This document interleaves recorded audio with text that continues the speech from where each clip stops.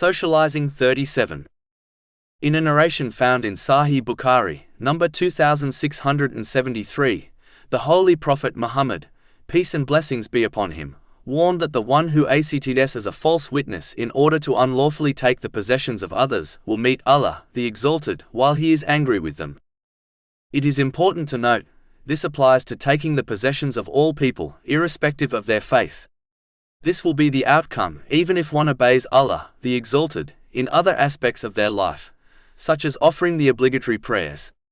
Unfortunately, this commonly occurs especially in third world countries where Muslims file false claims in a legal court in order to take something which does not belong to them, such as wealth and properties. According to a narration found in Sahih Bukhari, number 2654, it is one of the greatest of major sins. In fact, this narration places perjury next to polytheism and disobedience to parents. In fact, Allah, the Exalted, has done the same in the Holy Quran. Chapter 22 Al-Hajj, verse 30. So avoid the uncleanliness of idols and avoid false statement. A narration found in Sunan Ibn Majah, number 2373, gives a severe warning to a person who does not sincerely repent from being a false witness. If they fail to repent, they will not move on the Day of Judgment until Allah, the Exalted, sends them to hell. In fact, the one who acts as a false witness in order to take something which they have no right to, will be sent to hell, even if the thing they took was a twig of a tree. This is confirmed in a narration found in Sahih Muslim, number 353. Being a false witness is such a serious sin, as it includes many other terrible sins, such as lying. The false witness commits a sin against the person who they are testifying against. This sin will not be forgiven by Allah, the Exalted, until the victim forgives them first. If they do not, the false witness's good deeds will be given to the victim, and if necessary, the sins of the victim will be given to the false witness in order to establish justice on Judgment Day. This may well cause the false witness to be hurled into hell. This has been confirmed in a narration found in Sahih Muslim, number 6579.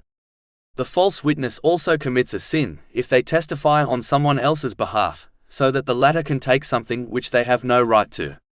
This attitude clearly challenges the command of the Holy Quran, which advises Muslims to not aid each other in evil, but instead help each other in good things. Chapter 5 Al-Ma'idah, verse 2. And cooperate in righteousness and piety, but do not cooperate in sin and aggression. The false witness will also commit further sins by using something which has become unlawful, because of the way it was obtained. For example, if a person obtained wealth in this manner and then gave it in charity, it would be rejected and recorded as a sin, as Allah, the Exalted, only accepts the lawful. This is confirmed in a narration found in Sahih Muslim, number 2342. In fact, anything they do with the wealth will be absent of grace and a sin, as it was obtained unlawfully. It is a duty on all Muslims to always speak the truth, whether it is in normal everyday conversations, or under an oath in a legal court case.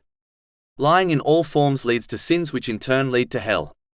The one who continues lying will be recorded as a great liar by Allah, the Exalted. It does not take a scholar to work out what is most likely to happen to someone on Judgment Day, who has been labeled a great liar by Allah, the Exalted. This has been warned in a narration found in Jami'a at-Tirmidhi, number 1971. Finally, taking the possessions of others unlawfully, through a legal court case or by other means, must be avoided, as this contradicts the character of a true Muslim and believer. The true Muslim and believer is the one who keeps their verbal and physical harm away from people and their possessions. This has been advised in a narration found in Sunan an-Nasai, number 4998. One must treat people and their possessions in the same way they desire people to treat them and their possessions.